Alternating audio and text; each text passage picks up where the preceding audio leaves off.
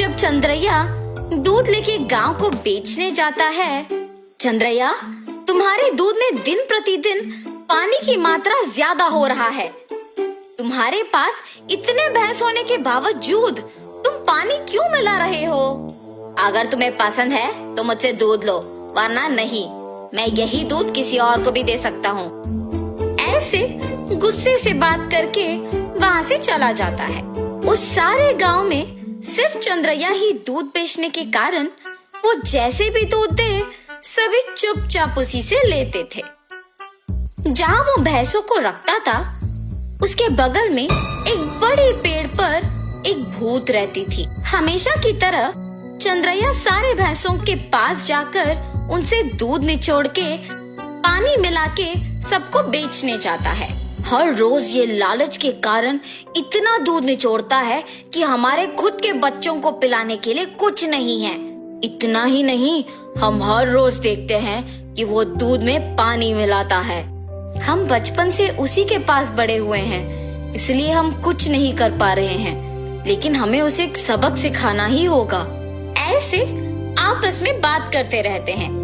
जब वहाँ की भूत उनकी बातें सुनकर सोचती है, हर रोज इन भैंसों की दुखी बातें मैं नहीं सुन पा रही हूँ, और इतना ही नहीं, इस आदमी के दूध में पानी मिलाने के कारण गांव वाले भी दुखी हो रहे हैं। इन भैंसों की सहायता से ही इस आदमी को सुधारना होगा। ऐसे सोचकर वो भूत उन भैंसों के पास आती है। तब मैंने तुम सब की बातें सुनी है। अगर तुम लोग मेरी बात सुनोगे तो तुम्हारे मालिक को सुधार सकते हैं। कौन हो तुम? तुम हमारी बातें सुन सकती हो? मैं एक भूत हूँ, इसी पेड़ पे रहती हूँ। मैं हर रोज तुम्हारी बातें सुनते रहती हूँ। हम तुम्हारी बात सुनेंगे, मगर वादा करो कि तुम हमारे मालिक को कुछ नहीं करोगी, सिर्फ उन्हें एक सबक सिखाओ बस। ठीक है, तुम्हारे मर्जी के अनुसार उन्हें कुछ नहीं करूंगी। ऐसे कह के हमेशा की तरह चंद्रैया उनसे दूध निचोड़ने जाता है। जब वो निचोड़ने लगता है तब वो भैंस उसे जोर से लात मारती है। बाप रे शकुंतला, मेरा पीठ टूट गया। ऐसे जोर से चिल्लाने पर शकुंतला अपने पति के पास आती है। अरे रे, क्या हुआ? आप गिर कैसे गए? उस भैंस को आज कुछ हुआ है। जब मैं दूध निचोड़ने गया तो उसने मुझे जोर से लात मारा। आप रुकिए, मैं भी जरा देखूं कि ये भैंस दूध कैसे नहीं देगी। ऐसे कह के शकुंतला उस भैंस से दूध निचोड़ने की कोशिश करती है, और उस भैंस ने शकुंतला को भी उसके पति के ही तरह जोर से लात मारती है। तुरंत उनके बच्चे ही सारे दूध पी जाना देख पति पत्नी कुछ नहीं कर पाते हैं सिवाय उनको देखना। अरे रे, सारा दूध सिर्फ ये बच्चे पी रहे हैं, कुछ तो कीजिए।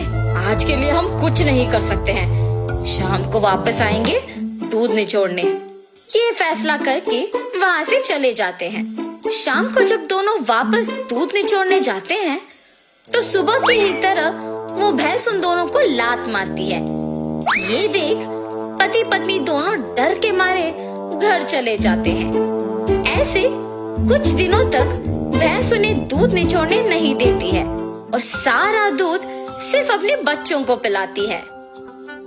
सुनिए, कम से कम हमारे उपयोग के लिए तो दूध निचोड़ के आइए ना। बाप रे, हम अगर इस गांव में भी दूध नहीं दे पा रहे हैं तो भी ठीक है, मैं तो उस भैंसों के पास नहीं जाऊंगा। वहाँ के भैंसों में से एक को कुछ तो हुआ है, इसीलिए हमें दूध निचोड़ने नहीं दे रही है और सिर्फ उसके बच्चों को दूध पिला रही है। उतना चाहिए तो तुम खुद निचोड़ने जाओ। बाप रे, मैं अकेले? नहीं नहीं, हम दोनों मिलके दूध निचोड़ने की कोशिश करते हैं। चलिए ठीक है, कल सुबह जाएंगे। ठीक है जी। भैंसों के पास जाते हैं। शकुंतला, पहले तुम जाओ। ऐसे कहने पर शकुंतला उन भैंसों के पास जाके दूध निचोड़ने की कोशिश करती है। जब वो निचोड़ने की प्रयत्न करती है तो वो भैंस जोर से लात मारती है। बिना दूध दिए अपनी पत्नी को लात मारने के कारण चंद्रैया को गुस्सा आता है और वो एक डंडे से भैंस को मारने लगता है। मेरी पत्नी को दूध निचोड़ने नहीं दोगे तुम? हाँ?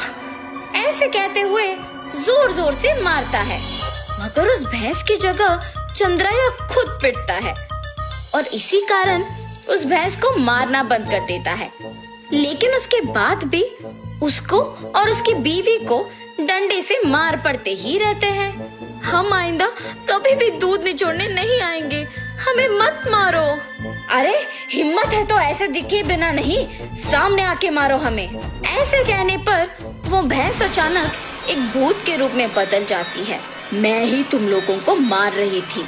सिर्फ कुछ दिन दूध ना ले पाने के कारण और घर पे दूध ना होने के कारण गुस्सा होके तुम इस भैंस को मारने चले आए, तो फिर कुछ सालों से जो तुम सारे दूध को उनके बच्चों के लिए बचाए बिना ही ले जाके बेचने पर इन भैंसों को कितना बुरा लग रहा होगा।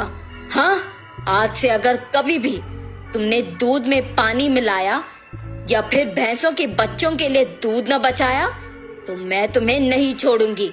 मैं यही रह के तुम पे नजर रखूंगी। हाँ, हमें माफ कर दो, आज से हम ये कभी नहीं दोहराएंगे। ऐसे कहने पर वो भूत वहाँ से गायब हो जाती है। तब से उस भूत के डर से चंद्रैया और शकुंतला भैंसों के बच्चों के लिए कुछ दूध को बचा के बाकी को निचोड़ के उसमें पानी मिलाना बंद करके बेचते हैं।